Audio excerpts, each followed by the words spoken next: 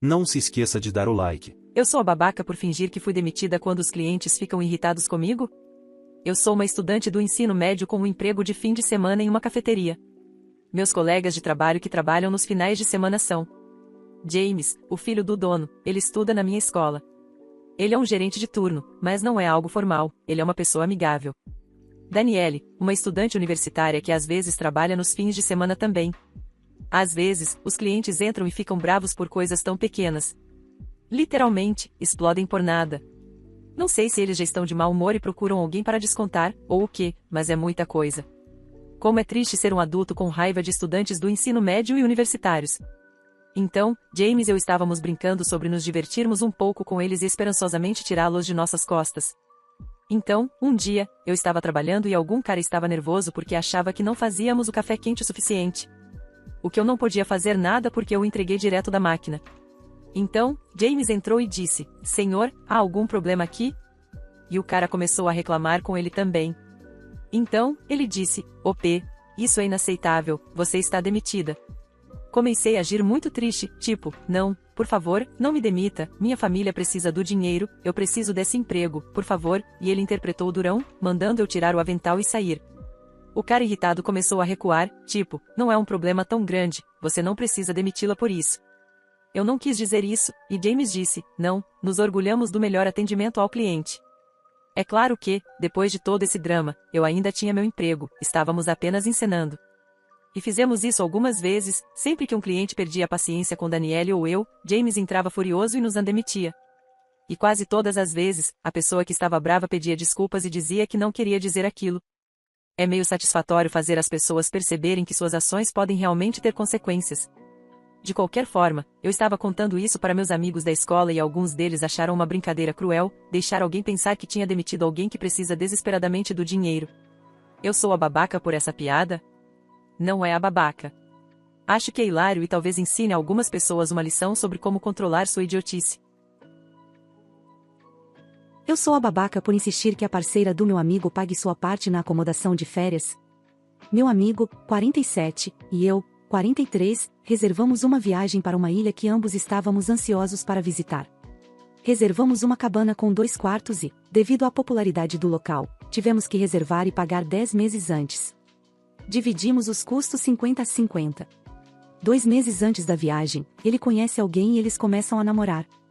As férias se aproximam e, compreensivelmente, ela se sentiu um pouco desconfortável com ele viajando comigo. Deram-me um ultimato, ou ela vai ou a viagem inteira é cancelada. Eu não disse sim imediatamente, porque precisava verificar com a acomodação, já que a ilha tem um número limitado de hóspedes permitidos, e eu precisava da aprovação deles primeiro. Minha hesitação não foi bem recebida, eles acharam que eu não estava interessada. Retornei a eles dentro de 24 horas e disse que tinha recebido autorização para que a namorada dele também viesse e que ela poderia reservar passagens de avião para ela. Uma semana depois, ele me informou que ela tinha as passagens, e eu perguntei se poderíamos discutir a redistribuição dos custos da acomodação agora que éramos 3, deveria ser uma divisão equitativa. Fiquei surpresa quando ele respondeu com raiva. Para ele, a acomodação já estava paga, e era errado e ganancioso da minha parte esperar dinheiro da namorada dele. Ele me disse que estava pagando por toda a viagem da namorada, então ainda seríamos apenas ele e eu pagando, e era injusto eu não pagar pela metade. Eu disse a ele que são 3 adultos, 3 pessoas, divisão igual. Se ele escolhesse pagar pelo terço da namorada, era escolha dele e nada a ver comigo. Ele me disse que a namorada ia me comprar um coquetel para agradecer pela acomodação, mas se eu insistisse na divisão, poderia esquecer e comprar meus próprios malditos coquetéis, pois ele não podia acreditar que eu estava sendo tão egoísta. A questão é que um coquetel custa $15, e eu estava cobrindo atualmente metade dos custos da acomodação dela, cerca de $600. Não acho que fui uma idiota por pedir que eles cobrissem a parte dela dos custos da acomodação. Nem mesmo a conheci ainda, mas eles achavam que eu deveria cobrir os custos dela porque já estavam pagos. Sou uma idiota por insistir que ela pague pela parte dela do custo? Você não está errada. Ainda dá tempo de obter um reembolso de alguma coisa? Eu não gostaria de passar um segundo sequer com eles considerando que estão tratando você como lixo por pedir uma contribuição simples em uma viagem para a qual a nova namorada se enfiou. Apostaria meu último dólar que ou ela não pode pagar e está insegura, ou ela é simplesmente muito mimada. Se ele está pagando a viagem dela inteira, então ele precisa desembolsar mais pela estadia. Mau amigo. Estou super tentada a jogar tudo para o alto. As exigências começaram sobre eu me retirar da cabana para dar a eles privacidade e cancelar planos pré-reservados porque ela não quer fazê-los. Atualização. Obrigada a todos, interessante ver várias linhas de pensamento. Parece haver uma divisão entre aqueles que acham que todos pagam igualmente, não importa o que, e aqueles que acham que um casal compartilhando um quarto é tratado como um único custo, e aqueles que acham que os custos devem ser divididos levando em consideração as áreas compartilhadas. Com isso em mente e considerando tudo mais, entrei em contato com a acomodação e discuti opções, depois liguei para meu amigo. Expliquei a ele que tínhamos feito o acordo de dividir tudo igualmente quando éramos apenas 2, mas não achava mais que esse acordo fosse justo. Sugeri a terceira opção, dividir o custo das áreas comuns em 3, mas com custo fixo por quarto.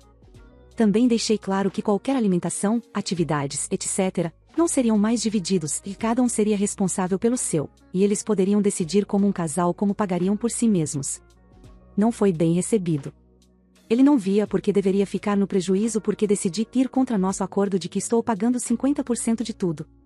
Eu mantive minha posição e disse que estaria disposta a negociar os custos da acomodação, mas de jeito nenhum pagaria pela metade das atividades ou das refeições e bebidas da namorada dele. Era ridículo ele pensar que eu deveria pagar metade dos custos dela, especialmente porque ela é uma completa estranha, e ele já tinha me pedido para mudar todos os nossos planos anteriores para agradá-la. Ele me chamou de uma palavra ofensiva e disse que eu estava agindo como uma louca. Eu interrompi e disse que, a partir disso, não achava que essas férias dariam certo, e eu tinha falado com a acomodação e estava cancelando a partir de hoje. Eu disse a ele que, se ainda quisesse ir, a acomodação manteria a reserva dele por 72 horas, e se ele confirmasse com eles, eu instruí que retivessem $1.800 como a contribuição dele para a reserva e me reembolsassem o restante, e ele e a namorada teriam que pagar o hotel para finalizar. Se eles não confirmassem, eu receberia o reembolso do valor total e depois repassaria a parte dele. Ele ficou em silêncio e então me disse que, como eu estava mudando as regras no último minuto, eu deveria deixar o pagamento total da acomodação, pois não era culpa dele que eu não quisesse mais ir, deixando-os na mão, e eu estaria arruinando as férias dele com a namorada. Eu disse a ele que estava cancelando e definitivamente não pagaria por acomodação que não usaria. Talvez eu tenha sido um pouco mesquinha quando disse a ele que ainda estaria pagando pelos custos da namorada dele, apenas seria um pouco mais do que ele esperava, já que não estava mais subsidiando-os. Cancelei meus voos e acomodação e enviei a ele todos os detalhes. Nossa, sinto muito. Ambos são imaturos. Aposto que ela é jovem, oferecer um coquetel e depois voltar atrás. Ela é jovem, quebrada ou mão de vaca, não é alguém com quem você queira fazer uma viagem legal. Eu diria, já que há tantos pedidos dela, isso se tornou uma viagem mais sobre ela e, portanto, precisa ser dividida em 3 partes. Como é justo que ela consiga me expulsar da cabana? Infelizmente, você pode perder um amigo por causa disso. Ele obviamente está tomando o lado da namorada ciumenta de 2 minutos em detrimento de uma amizade de longa data. Ela tem 51 anos, então a mais velha. Eu não a conheço, nunca a encontrei, então não posso dizer se ela é mão de vaca ou quebrada. Quem é esse cara para você? Como você o conheceu? Quanto tempo o conhece? Não consigo imaginar alguém esperando isso de outra pessoa. Parece um irmão alheio e egocêntrico tirando vantagem de um vínculo familiar, tipo de direito. Isso não pode ter sido a primeira vez que ele fez algo tão desconsiderado. Eu o conheci há 5 anos, como amigo. Sim, tive alguns problemas com falta de empatia em relação aos outros e um egoísmo geral. Ele era um cara de meia idade que basicamente nunca teve uma namorada de longo prazo, eu apenas meio que aceitei que ele estava acostumado a fazer as coisas do jeito dele para prestar muita atenção nisso. Já viajamos juntos antes, em grupos maiores. Tive problemas no passado com a falta de planejamento dele, deixando muito para mim, mas toda a personalidade dele pareceu mudar da noite para o dia quando começou a sair com essa nova namorada. Nada era bom o suficiente, antes ele pelo menos discutia as coisas, falava sobre opções, desta vez foi como bater em uma parede de tijolos. Do jeito dele ou sem jeito, decidiu que era isso que ia acontecer sem falar comigo, e depois ficou bravo quando eu quis discutir primeiro. Atualização. Oi. Eu não mantive contato com eles por motivos óbvios, mas por meio de alguns amigos mútuos, descobri o seguinte. Eles planejaram ir, mas tentaram encontrar uma acomodação mais barata na ilha, então deixaram o prazo expirar sem fazer contato com a acomodação. Pelo que entendi, tudo estava completamente reservado naquele fim de semana e nos próximos 6 meses. Eles perderam a opção de usar a cabana, e outra pessoa a reservou imediatamente quando ficou disponível. Há uma lista de espera. Recebi de volta o depósito completo e imediatamente transferi a parte dele para ele. Como eu havia dito, nunca recebi um reconhecimento de que ele recebeu, mas era uma conta em que eu tinha depositado anteriormente e meu banco me assegurou que estava tudo certo. Um amigo mútuo me disse que o ex-amigo estava irritado, pois, contra meu conselho, ele comprou passagens de avião não reembolsáveis e se recusou a comprar seguro de viagem, então ele está fora do custo dessas passagens, cerca de $3.200, e que, porque eu desisti, as férias dele com a namorada foram totalmente arruinadas e eu devi a ele um pedido de desculpas e o custo das passagens. Não vai acontecer. Eu, por minha vez, reservei umas férias de volta à ilha onde estou em um apartamento individual e planejo ter um tempo incrível. Fala pessoal, tô passando rápido para avisar que eu abri a loja do canal. Então se você curte meu trampo e quiser me ajudar a manter e crescer cada vez mais esse projeto, tem vários produtos para você escolher. Tem camiseta masculina e feminina, regata, pôster e caneca. É só acessar o primeiro link da descrição ou colocar lojadorobô.com.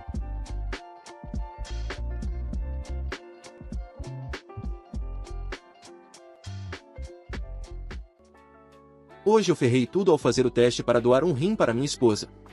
Decidi fazer o teste para ver se eu poderia doar meu rim para minha esposa de 6 anos. Temos 2 filhos juntos, 4 e 2. Minha esposa ficou doente logo após o nascimento de nosso filho e agora precisa de um transplante de rim. Verificamos com os parentes dela, e nenhum deles era compatível ou um doador viável. Na semana passada, fiz o teste. Eu sabia que seria difícil, então decidi fazer o teste para ver se eu poderia doar.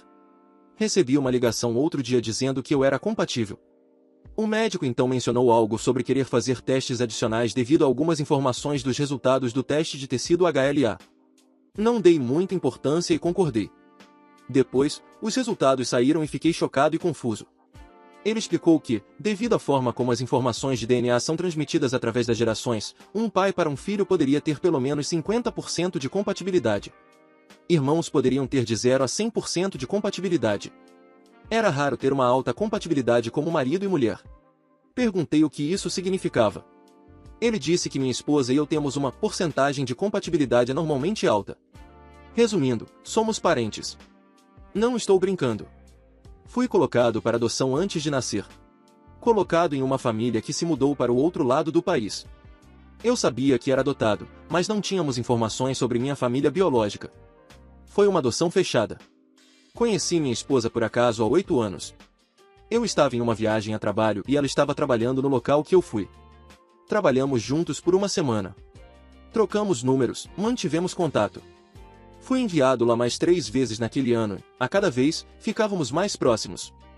Recebi a oportunidade de ser transferido para lá em uma posição melhor remunerada em um departamento diferente do dela e o resto é história. Não sei o que fazer daqui para frente, mas sei que pode estar errado. Ela é minha esposa e mãe de nossos filhos. Este post provavelmente será removido, mas é tudo verdade. Edição: meus pais me adotaram 2 minutos após meu nascimento. O nome deles está na minha certidão de nascimento. Eles não me contaram nada sobre meus pais biológicos e não têm nenhuma informação. A família dela não é compatível. Como mencionado acima, a maioria da família dela tem baixo potencial de compatibilidade ou não pode doar por razões médicas ou outras. Sou 2 anos mais velho que minha esposa. Eu sei que minha esposa nasceu quando os pais dela eram adolescentes tardios. Atualização. Esta é uma atualização. O original foi postado há cerca de 2 semanas. Não houve teste genético quando nos casamos. Nosso estado parou com isso nos anos 1990. A razão pela qual não entrei em muitos detalhes é para tentar não ser tão específico a ponto de eu ou minha esposa sermos reconhecidos. Bem, a primeira página do Reddit não ajudou com isso. Obrigado a todos pelos comentários e feedback. Eu não respondi a eles, mas li todos. A razão pela qual a família dela não pôde doar foi que parentes próximos tinham alguns problemas médicos que os impediam de doar. Exemplos: pressão alta, diabetes, câncer, bebedores pesados, e mais. Quanto mais distante testamos, menor era a porcentagem de compatibilidade. Eu quis fazer o teste porque precisávamos encontrar alguém. O médico disse que seria improvável, mas não custaria tentar. Eu estava surtando depois de receber a notícia e tive que buscar conselhos externos. Quando o médico disse que a porcentagem era normalmente alta e que poderíamos ser parentes, eu meio que desliguei e comecei a juntar as peças em minha mente. Meus pais moram a milhares de milhas de distância. Eles conheceram meus sogros algumas vezes. Uma vez no meu casamento e quando meus 2 filhos nasceram. Meus filhos estão bem. Minha filha é incrivelmente inteligente para a idade dela. Meu filho é agitado e saudável. A forma como minha adoção funcionou foi que, quando minha mãe biológica me deu à luz, fui examinado e colocado em uma sala diferente. Eu estava lá, mas não sei como oficialmente funcionou. Pelo que meus pais explicaram, eles estavam naquela sala esperando. Eles nunca conheceram minha mãe biológica pessoalmente. Minha mãe biológica tinha apenas um perfil e nos escolheu entre muitos candidatos. Liguei para meus pais e disse a eles que precisava saber tudo o que sabiam sobre minha mãe biológica. Eles me disseram que tinham conhecimento limitado. Disseram que ela era uma mãe solteira de 16 anos. O pai não estava na imagem. Além disso, nasci em um hospital a 1 hora de onde minha esposa nasceu. Como eu disse, conhecimento limitado. Quando eu era criança, eu não queria descobrir sobre meus pais biológicos. Para mim, meus pais sempre foram meus pais. Eu sabia que era adotado e que era uma adoção fechada. Eu achava que não importaria a longo prazo. Não vou fazer um teste de DNA caseiro adicional através de nenhum dos sites tradicionais de teste, por razões pessoais. Como a possibilidade da família descobrir. O médico disse tudo isso apenas para mim, sem a presença de minha esposa. Alguns dos testes adicionais foram feitos pelo médico, eles disseram que era uma correspondência de cerca de 1900 cm. Isso basicamente confirma que um dos meus pais biológicos é um dos dela. Também pode significar primos de primeiro grau ou tios, eu estou supondo que é o pai dela. Quando meus filhos nasceram, meus pais trouxeram fotos minhas quando bebê e comentaram que eu e meu filho nos parecíamos muito com o pai dela. Meu filho tinha uma explicação fácil. Mas todos nós 3 são uma história diferente. Eu não vou trazer isso à tona nunca. Talvez eu olhe para meu sogro de maneira diferente, mas espero que nada mude. Espero que ninguém da família vá para o Reddit e conecte os pontos. Estou doando meu rim para minha esposa. Iniciamos o processo completo. Isso leva tempo e muita preparação. Planejo falar com minha esposa após a cirurgia e depois da recuperação. Vamos decidir o que fazer com nossos filhos. Se vamos testá-los ou contar a eles. Eu não vou deixar minha esposa. Eu a amo e estarei sempre lá por ela. Fiz votos e vou mantê-los. Eu a amo mais do que amaria uma meia-irmã. A atualização. As pessoas ainda acham que isso é falso, e está tudo bem. É minha vida, não há de vocês. A longo prazo, isso afeta apenas a minha vida, não há de vocês. Ok, primeiro, minha esposa e eu seguimos com o transplante. Ambos estamos nos recuperando e já nos recuperamos bem agora. Minha esposa está mais saudável do que estava desde pouco depois do nascimento de nosso filho. Tentei escrever esta atualização 1 bilhão de vezes. Espero que eu consiga terminar esta e não esquecer nada e tentar dar detalhes na ordem correta. Esta provavelmente será minha única atualização. Obrigado às pessoas que entraram em contato e compartilharam suas experiências pessoais e conselhos com o transplante. Isso ajudou. Então, segui meu plano original.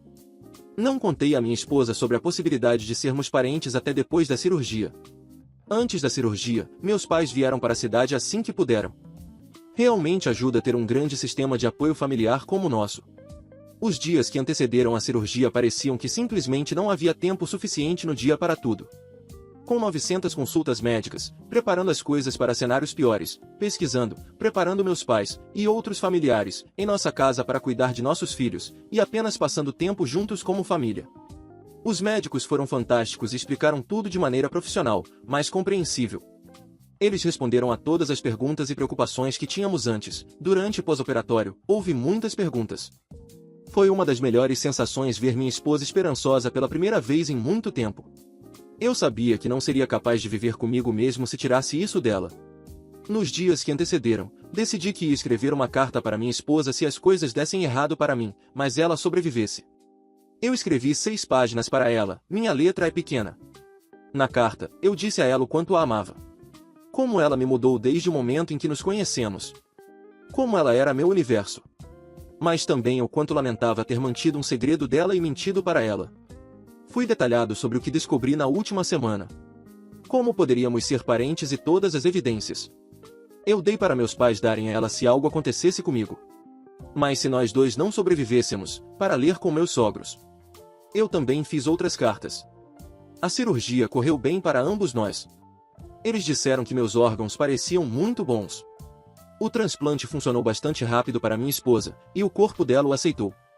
Acabei arranhando meu olho bastante, e eles colocaram um tapa-olho em mim. Então, quando vi minha esposa pela primeira vez, as primeiras palavras dela para mim foram: os médicos sabiam que estávamos aqui pelo rim, certo? A recuperação em geral é ruim. Não havia praticamente nenhuma posição confortável. Eu me sentia como um bebê porque minha esposa nunca reclamava e estava se curando bem e pegando leve.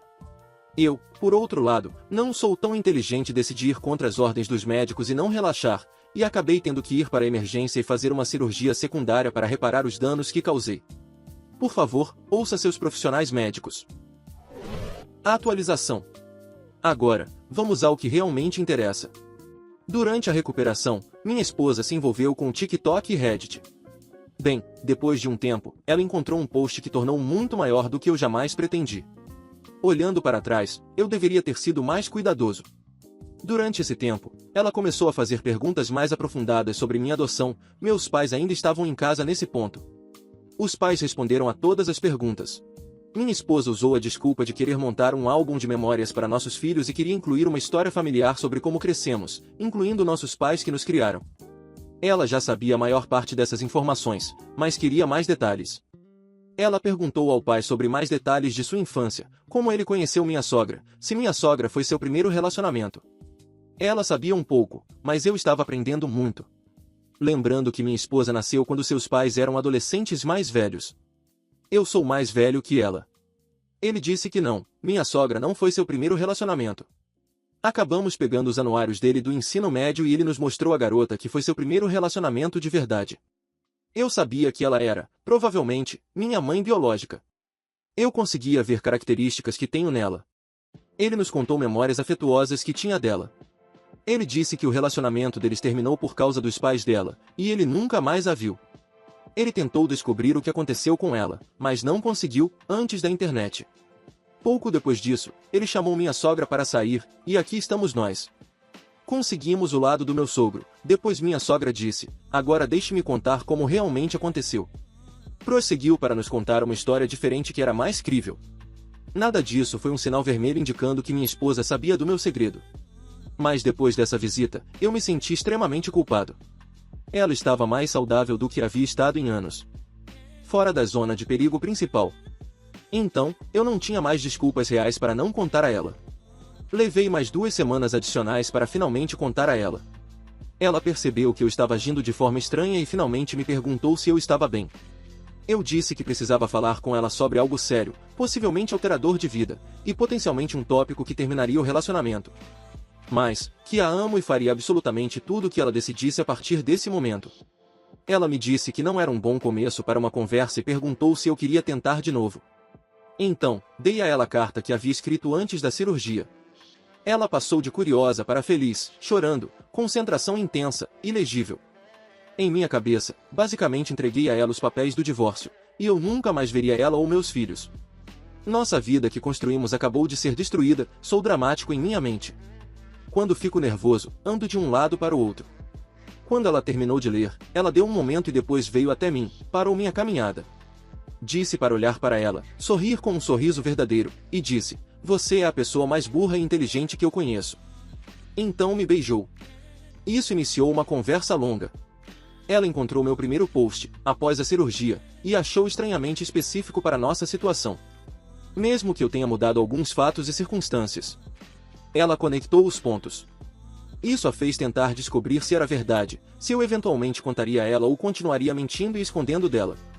Ela me tranquilizou que isso não mudava nada em nosso relacionamento. Ela é minha esposa. Eu sou o marido dela. Ela sempre terá uma parte de mim com ela o tempo todo. Ela disse, como muitos comentários, que não vê isso como errado porque não crescemos juntos, não sabíamos, e é um pouco tarde demais para recuar agora.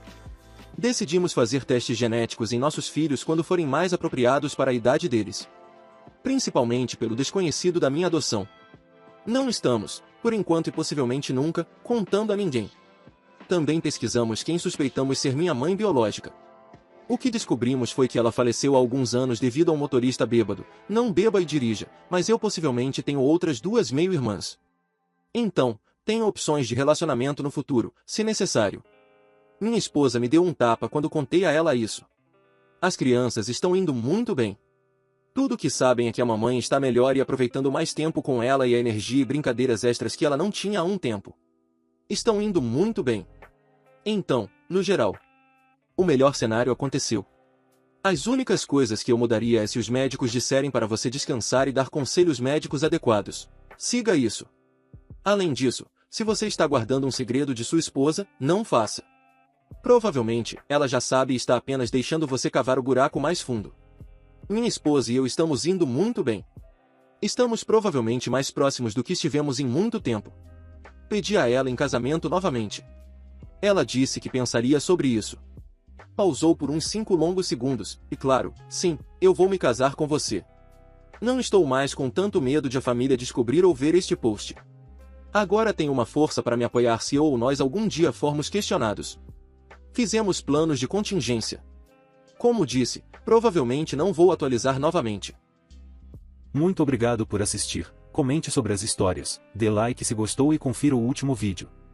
Se inscreva no canal e confira nossa loja no primeiro link da descrição. Uma boa noite, pessoal.